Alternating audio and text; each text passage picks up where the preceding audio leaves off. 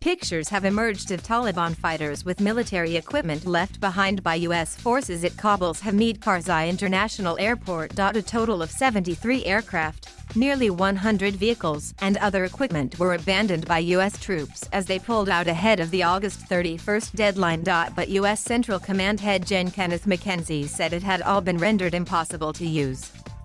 "Those aircraft will never fly again," he said.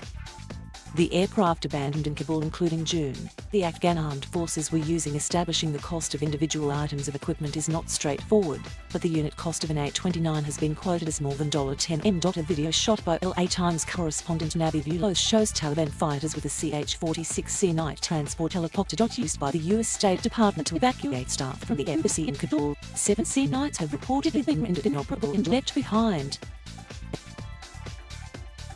At least one C-130 Hercules transport plane was also pictured on the tarmac. According to Jen McKenzie, 70 mine-resistant ambush-protected vehicles were also abandoned, after being disabled. The cost of a single MRAP has been quoted as $500,000-$1M. Also left behind in Kabul were in some cases explosives were used to render equipment impossible to use. Elsewhere in the country, however, Afghan troops fled, making little effort to destroy or disable equipment.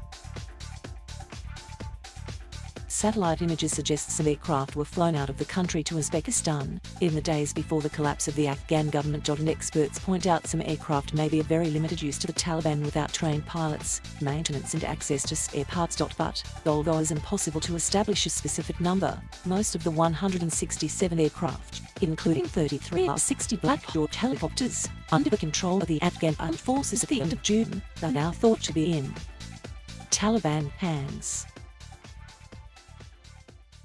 And the Taliban are clearly already using other U.S. equipment. Taliban Special Forces members have been pictured in Kabul with M4 rifles. And the U.S. also provided more than 2,500 HUMVs from December 2017 to April 2020, according to the U.S. Special Inspector General for Afghanistan Reconstruction. Specific costs may vary, but the unit price has been quoted as more than $250,000. Other equipment experts say could be of huge tactical value to the Taliban include night vision goggles, 16,000 of which were provided to Afghan troops between 2003 and 2021.